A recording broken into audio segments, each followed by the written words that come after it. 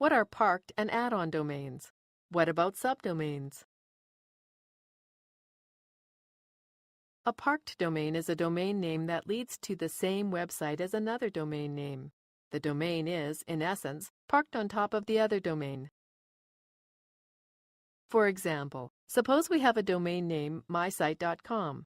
If we park mysite.org on top of the .com domain, a visitor to our site will be able to access the site from either the .com or the .org address. The visitor won't notice any difference in the website at all, no matter which one she chooses.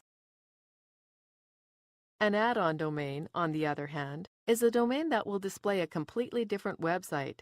So, if you pay to be able to host an add-on domain on your hosting account, you are basically being given permission to host another site in addition to your main website. Suppose you have mycatsite.com, but you also want to launch a sister site called mydogsite.com. You would do this using an add-on domain. It is important to note that buying add-on domain or parked domain rights from your hosting provider doesn't actually give you a domain name. It just gives you the ability to add that domain to your account. You'll still have to pay for the domain name too. Subdomains, though, will work off your existing domain names. They can be used for the same purposes as regular domain names. They just have an extra part in front.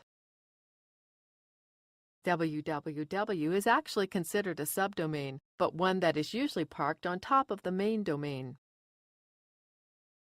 Another example could be if you created two subdomains, dogs and cats, on mypetsite.com. You'd visit those subdomains in your browser using http://dogs.mypetsite.com and http://cats.mypetsite.com, respectively. You could set each domain to go to its own website or to go to a section of the main mypetsite.com site. This is the end of the tutorial. We hope you now completely understand the differences between add-on, parked, and subdomains.